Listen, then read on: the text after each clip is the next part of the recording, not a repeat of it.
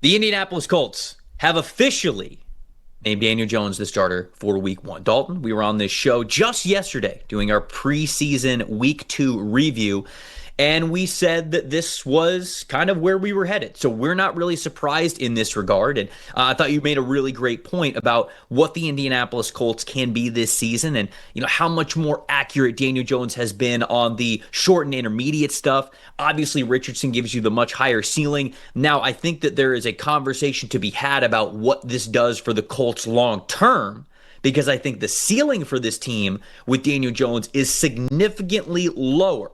And I don't think the Colts are a playoff team with Daniel Jones. So if the Colts are now missing the playoffs again, having a quarterback controversy and taking a swing and a miss on a quarterback that they drafted in the top 8 who did not work out, now all of a sudden, now we're having conversations.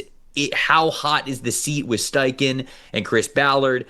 It's hard for me to really want to get into those conversations here because the year hasn't even started yet, and I want to make sure that I give these guys their full due of having a good year and see what we could have in Indianapolis. But we've seen Daniel Jones. We've seen Daniel Jones throughout, 5 years of his career, 6 years of his career, whatever it has been.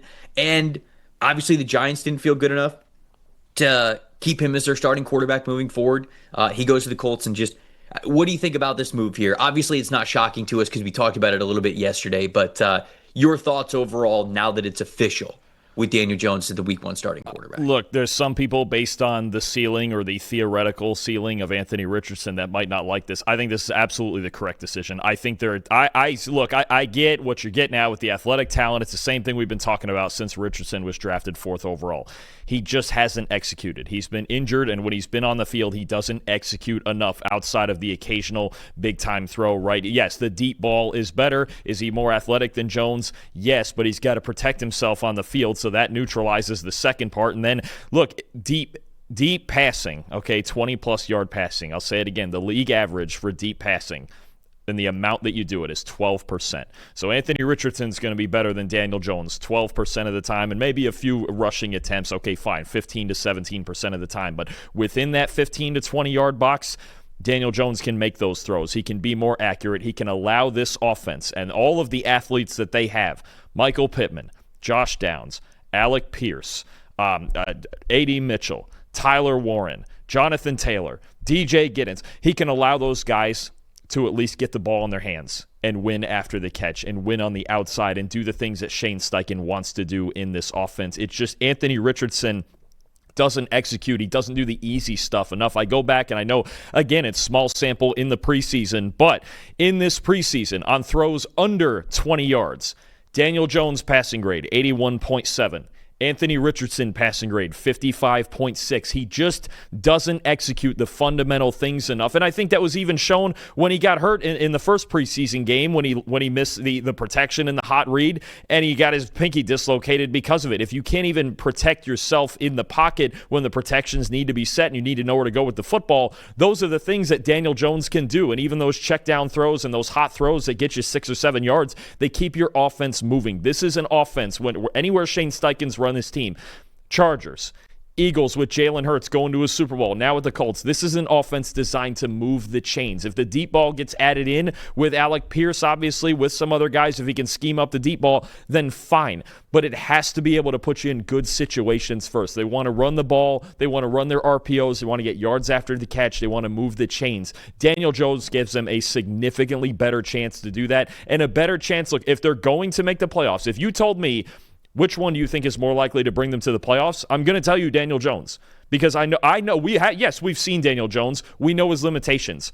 But we know he can function on an NFL field, too. We've seen him bring the Giants to the playoffs with a good run game and with good play calling under Brian Daboll, right? The Giants, when he was there, never had anything close to this set of passing game, of receiving weapons that the Colts have right now. Daniel Jones does stand a chance. There are limitations. The deep ball's not going to be great. It never has been. He's got the lowest big-time throw rate in the league over the last 4 years, but they don't need big-time throw rate. This team went 9-8 with Gardner Minshew, and I would still say Daniel Jones is probably more talented than Gardner Minshew. I do think this gives them a better chance to win ball games. And Oregon, look, I'll say it again, the most likely outcome, is that neither one of them is very good this year.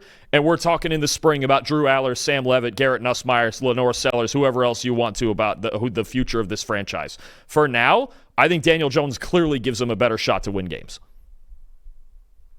I think that's mic drop, folks. I mean, I basically I agree with a lot of the stuff that you said there. I don't have a lot of faith in Daniel Jones to lead them to the playoffs. This was a team that was 24th in the NFL in total points allowed when it came to points per game. And so I think the defense has to be better, but they've made the additions to be better. I think they've made the secondary better. I think the linebacker room is going to be fine. And I think the defensive line can be really good, especially with Latu taking that next step as well. So I think the defense can certainly be a little bit better than what it was last year. You mentioned their record, than what we were able to see from them. I don't have a lot of faith in either of these quarterbacks, to be honest with you. And that's sort of where I'm at. And I think some people are like, well, if you don't have a lot of faith in him, just start the guy that has the higher ceiling. It just doesn't really work like that in the NFL. If you're a head coach and you think that a guy gives you a better chance to win right now in this game heading into Sunday, then I think that you're just going to start that player more often than not. And I do agree with you. At this point, that is Daniel Jones.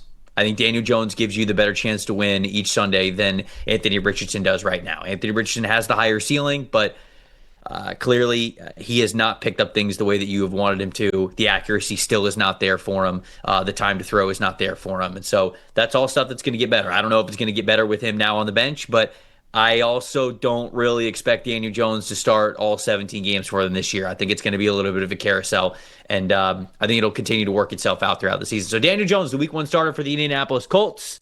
Very curious if Colts fans think that this is the right move, how they feel about the season, all that good stuff. But